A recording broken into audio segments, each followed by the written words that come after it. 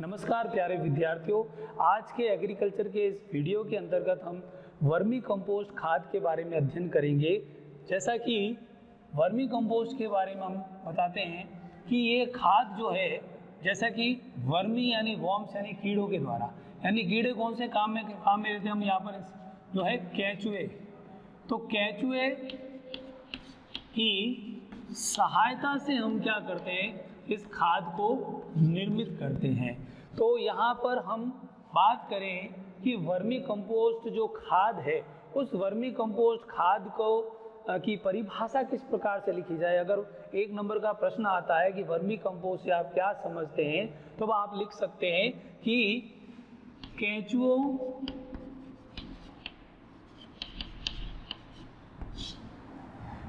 की सहायता से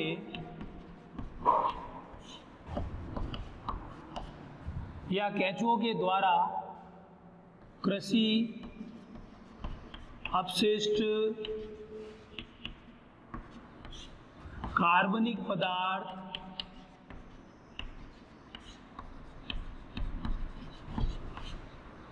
तथा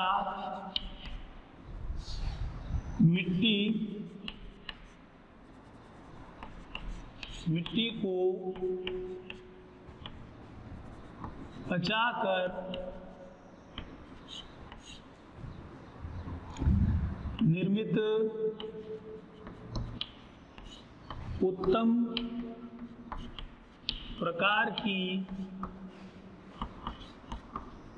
कंपोस्ट तैयार की जाती है, जिसे हम वर्मी कंपोस्ट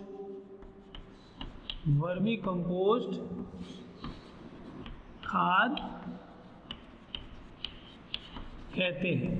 तो यहाँ पर केंचुए क्या करते हैं कि कृषि अपशिष्ट जो कार्बनिक पदार्थ है तथा मिट्टी जो है उसको खाते हैं और खा करके पचा करके ये मलमूत्र के रूप में उसको त्याग देते हैं। तो जो मलमूत्र केंचुओं के द्वारा त्याग कर मिट्टी के अंदर पाया जाता है, उसी को हम क्या कहते हैं, वर्मी कंपोस्ट कहते हैं। ये वर्मी कंपोस्ट जो है वो स्थूल कार्बनिक खाद का एक प्रकार है और इसके अंदर जो कार्बनिक पदार्थ की मात्रा को अगर हम देखें तो वो ज़्यादा पाई जाती है और पोषक तत्वों की जो मात्रा है वो तुलनात्मक रूप से इसके अंदर क्या होती है, कम पाई जाती है। तो यहाँ पर हम देखें तो केंचुआ जो खाद है, केंचुआ निर्मित जो खाद है, इस खाद को हम वर्मी कंपोस्ट कहते हैं और ये हमारी फसलों के लिए, हमारी खेती के लिए बहुत ही लाभदायक है। इसको हम जीवांश खाद, जैविक खाद की श्रेणी के अंतर्गत हम रखते हैं, या वर्मी कंपोस्ट खाद भी हम इसको कहते हैं। तो जो वर्मी कंपोस्ट खाद है वो जैविक तरीके से तैयार की जाती है, इसमें जीवांश पदार्थ होते हैं और इसलिए जीवांश खाद भी कहते हैं। इसके अंदर ह्यूमस की जो मात्रा है वो अधिक होती है और इस प्रकार की खाद जो है वो गोबर की खाद की तुलना में क्या होती है, गोबर की खाद की तुलना में ये क्या होती है, लाभदायक होती है ना। 8 गुना जो इसके अंदर एक्टिनोमाइसीटीज की मात्रा पाई जाती है, गोबर की खाद की तुलना में 8 गुना ज़्यादा ये बेनिफिशियल होती है। और हम यहाँ पर बात करते हैं कि केंचुआ खाद जो है, उस खाद को निर्मित करने के लिए निर्मित करें तो उसके अंतर्गत कौन कौन से पदार्थ इसके अंदर पाए जाते हैं। तो केंचुआ खाद के अंदर क्या होता है कि इसके अंदर जो वर्मी कंपोस्ट खाद या वर्मी कंपोस्ट में पाए जाने वाले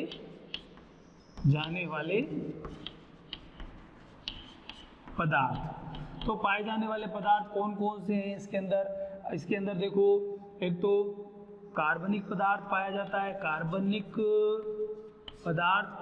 है, इसके अंदर, ठीक है। पोषक पदार्थ पाए जाते हैं इसके अंदर, लाभकारी जीवाणु पाए जाते हैं, इसके अंदर पाए जाते हैं। केंचुए का मल मूत्र पाया जाता है, मल मूत्र होता है इसके अंदर। और इसके अंदर केंचुए के मल मूत्र के अलावा इसके अंदर क्या होता है कि कोकून पाया जाता है, इसके कोकून। और उसके कोकून के अंदर क्या होता है, इसके अंडे होते हैं। और केंचुआ खाद्य के अंदर विघटित जैविक पदार्थ होता है। क्या होता है? विघटित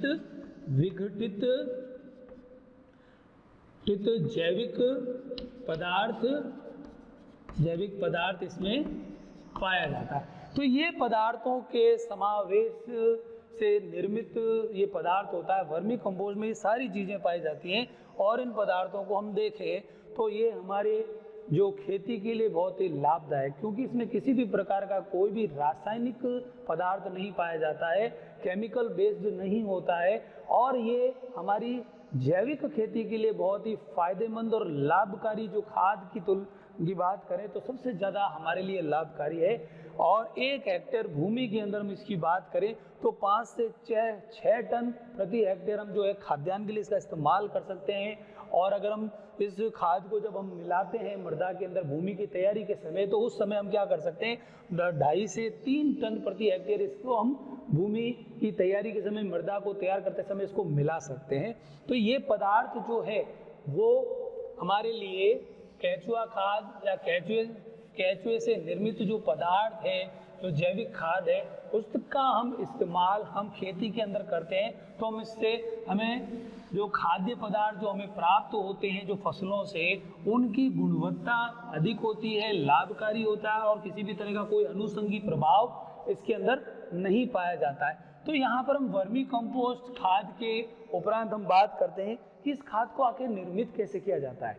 इस खाद को बनाने के लिए किसका इस्तेमाल करते हैं? हम केंचुए का इस्तेमाल करते हैं। तो केंचुए की सहायता के बगैर हम इस खाद को नहीं बना सकते हैं। और केंचुए की बात अपन यहाँ करें तो इस जगह पर हम केंचुए के प्रकार देखते हैं कि कौन कौन से प्रकार के जो केंचुए हैं, केंचुए के प्रकार की हम बात करते हैं। तो केंचुए के प्रकार के अंतर्गत देखें तो विश्व के अंदर 700 प्रकार की प्रजातियां जो है वो केंचुए की पाई जाती है। उसमें से 293 प्रकार की जो प्रजातियां हैं ये लाभकारी प्रजातियां हैं केंचुए की। और इन प्रजातियों के अंतर्गत हम मुख्य रूप से देखें तो मुख्य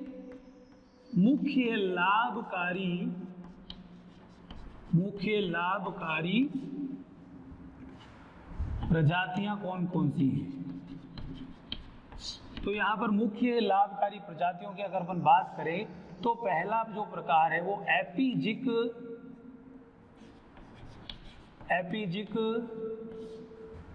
और दूसरा जो प्रकार है वो एंडोजिक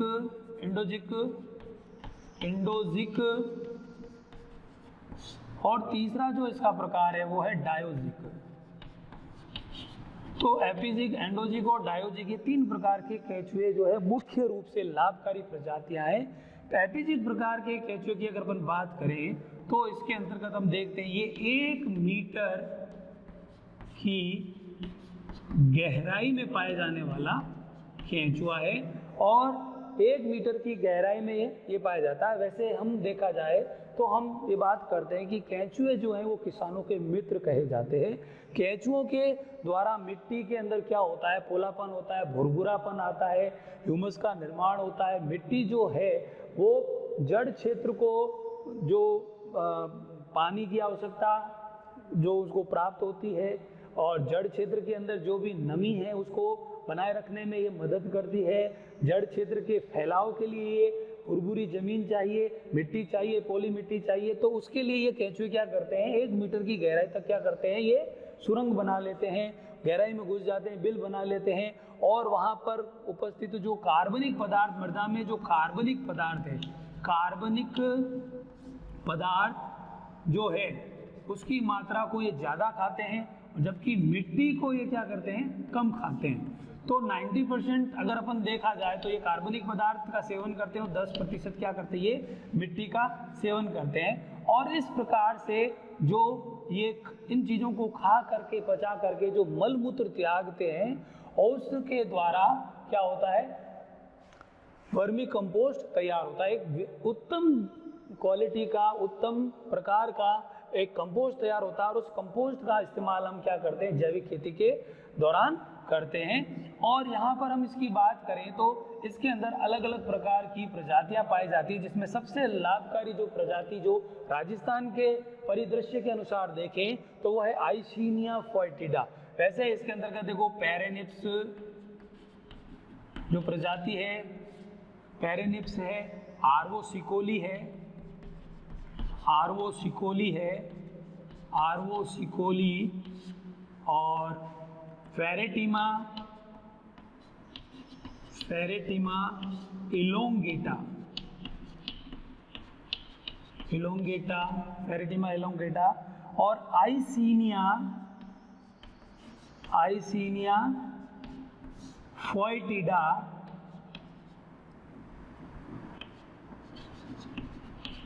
ये प्रजातियां जो हैं वो एपिजिक प्रकार की प्रजातियां हैं और ये 1 मीटर की गहराई तक पाई जाती है। तो हम सबसे ज़्यादा जो इस्तेमाल करते हैं ये लाल रंग का केंचुआ होता है, लाल रंग का केंचुआ होता है आइसिनिया फोएटिडा। और राजस्थान के अंदर हम इसकी बात करें तो राजस्थान में इसका मुख्य रूप से केंचुआ खाद के लिए इसका उपयोग किया जाता है। ये केंचुआ जो है आइसिनिया फोएटिडा ये 3 से 4 इंच लंबा होता है। लंबाई इसकी कितनी होती है, 3 से 4 इंच लंबाई होती है। और ये एक सप्ताह के अंदर, एक सप्ताह में क्या करते हैं, प्रजनन करने वाले केंचुए जो हैं प्रजनन काल में क्या करते हैं, 2 से 3 कोकून बना सकता है। 2 से 3 कोकून बनाता है और एक कोकून के अंदर, एक कोकून जो है उस एक कोकून में से कितने, 3 से 4 अंडे निकलते हैं एक कोकून में। और एक प्रजनन काल के अंदर एक केंचुआ जो है वो 6 माह के अंदर, 6 माह में क्या करता है, 250 केंचुए उत्पन्न कर देता है। तो ये राजस्थान के परिदृश्य की अपन बात करें तो आइसिनिया फोएटिडा जो केंचुआ है ये लाल रंग का होता है। इसकी जो लंबाई जो है वो 3 से 4 इंच तक की होती है और ये अपने वजन के, जितना इसका वजन होता है उस वजन से भी अधिक भार में क्या करता है, ये कंपोस्ट तैयार कर सकता है। और इतना कार्बनिक पदार्थ और मिट्टी को ये खा करके पचा लेता है, अपने वजन से भी अधिक या वजन के बराबर या वजन से अधिक। एक सप्ताह में 2 से 3 क्या कर लेता है, ये जब प्रजनन काल होता है इनका तो एक सप्ताह में 2 से 3 कोकून तैयार हो जाता है और एक कोकून के अंदर 3 से 4 अंडे पाए जाते हैं। इस प्रकार से 6 महीने के अंदर वही एक केंचुआ जो है 250 केंचुए उत्पन्न कर देता है। इस प्रकार से जिस मृदा के अंदर हम इस केंचुओं को रखते हैं, डालते हैं, तो वहाँ पर केंचुओं की संख्या बढ़ जाती है और किसानों के लिए वो भूमि जो है वो बहुत ही फायदेमंद होती है। तो यहाँ पर हम बात करते हैं दूसरे प्रकार के केंचुए की। जो दूसरा जो प्रकार है ये एंडोजिक प्रकार का जो केंचुआ है ये 3 मीटर की गहराई में सुरंग बनाकर, क्या बना करके रहते हैं, ये सुरंग बना करके रहते हैं 3 मीटर की गहराई में। और ये जो केंचुए हैं वो जल निकास के लिए फायदेमंद होते हैं, लाभदायक होते हैं कि भूमि के अंदर जो जल निकास है मृदा के अंदर, खेत के अंदर, उसका जल निकास आसानी से हो सके। ये 3 मीटर की गहराई तक क्या चले जाते हैं और गहरी सुरंग बनाते हैं और वहाँ पर रहते हैं। और ये कार्बनिक पदार्थ की जो मात्रा है, उस कार्बनिक पदार्थ की जो मात्रा है उसको ये क्या करते हैं, कम खाते हैं, जबकि क्या करते हैं, मिट्टी को ये अधिक खाते हैं। मिट्टी को अधिक खाने का काम करते हैं, कार्बनिक पदार्थ कम खाते हैं और मिट्टी को ज़्यादा खाते हैं, एंडोजिक प्रकार के केंचुए। और इस प्रकार से जल निकास के लिए ये क्या करते हैं, ये लाभदायक होते हैं, फायदेमंद होते हैं, क्योंकि मिट्टी के अंदर 3 मीटर तक गहरी जब जो सुरंग बना करके रहते हैं तो मिट्टी क्या हो जाती है, पोली हो जाती है, भुरभुरी हो जाती है और जल निकास आसानी से क्या हो जाता है, हो सकता है। खेत के अंदर ज़्यादा जल का भराव नहीं हो पाता है। और तीसरा जो प्रकार है वो है डायोजिक प्रकार के केंचुए की बात करें तो ये डायोजिक प्रकार के जो केंचुए हैं ये एपिजिक और एंडोजिक दोनों के बीच की कड़ी, यानी कि बीच की श्रेणी में इनको रखा गया है। एपिजिक और एंडोजिक प्रकार के केंचुओं की बीच की श्रेणी में इसको रखा गया है। इसमें दोनों प्रकार के लक्षण पाए जाते हैं।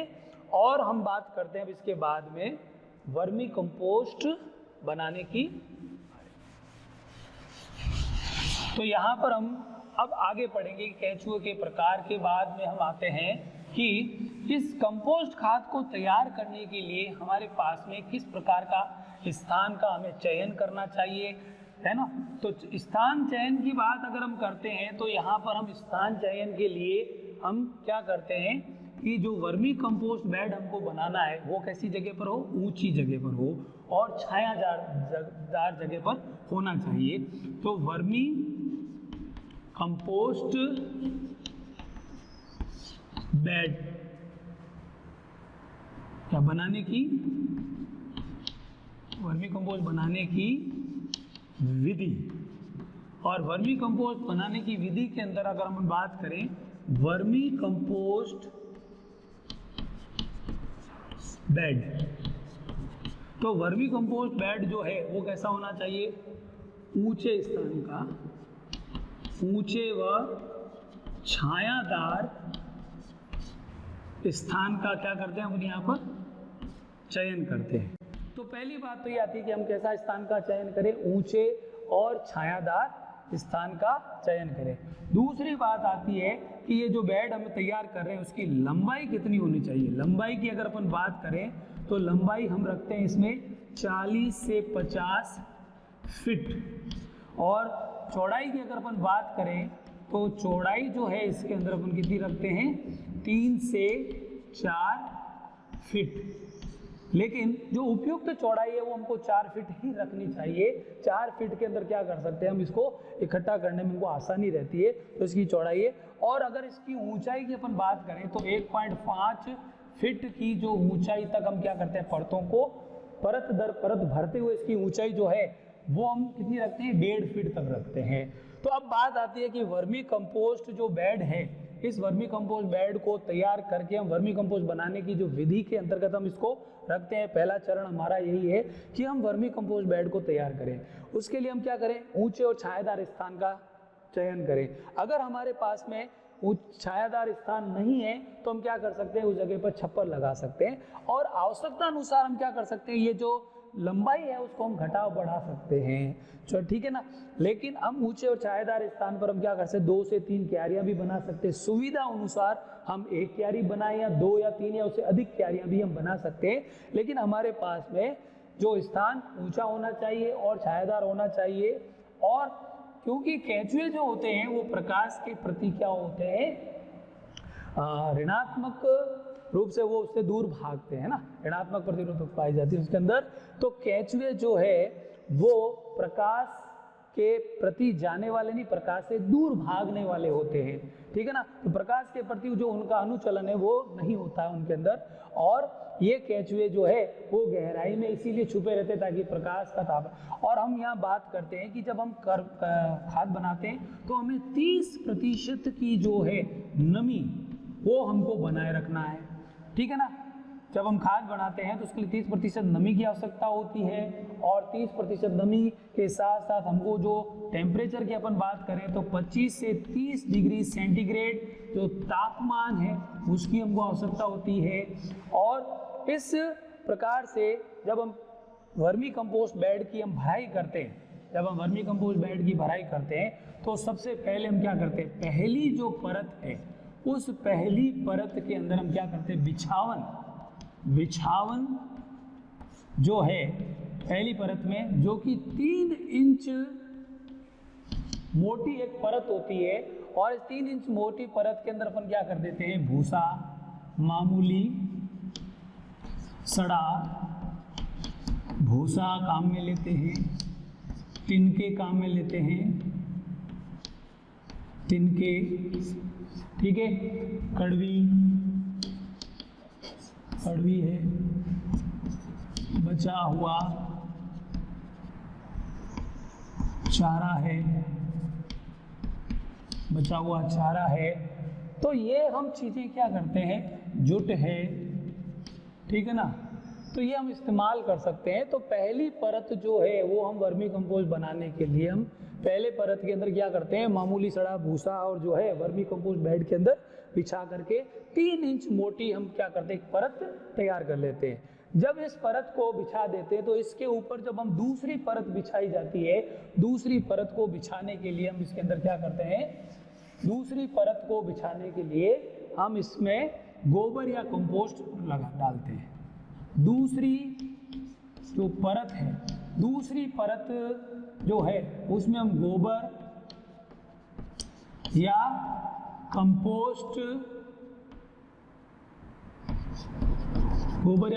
का इस्तेमाल करते हैं और 2 इंच मोटी परत जो है वो इसकी बिछाई जाती है। गोबर और कंपोस्ट की परत 2 इंच बिछाने के बाद में हम क्या करते हैं, जब तीसरी परत बिछाते हैं तो तीसरी परत भी हम क्या करते हैं, 2 इंच मोटी परत बिछाते हैं।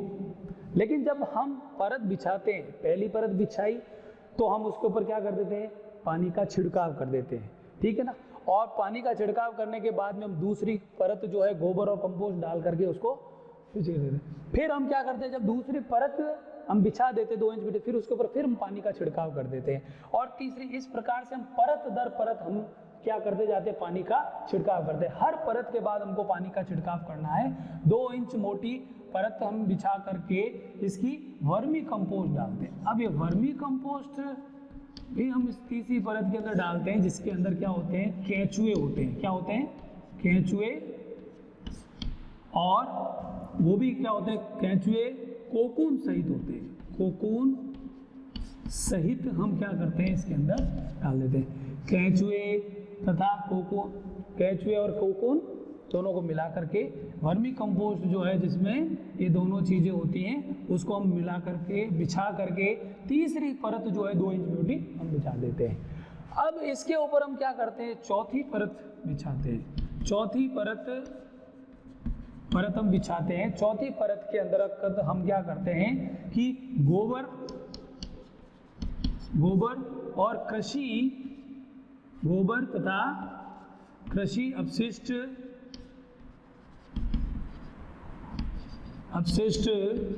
को बिछा देते हैं। फिर हम पानी का छिड़काव कर देते हैं। फिर 5वीं परत जब हम बिछाते हैं, तो 5वीं परत जब हम बिछाते हैं तो 5वीं परत बिछाने के उपरांत हम क्या करते हैं, इसके ऊपर हम क्या डाल देते हैं, जो गीली बोरी है या टाट है, उस टाट को हम बिछा करके इसको कवर कर देते हैं। पानी का छिड़काव करते हैं, टाट बिछा देते हैं और उसके ऊपर, टाट के ऊपर भी क्या कर देते हैं, पानी छिड़क देते हैं।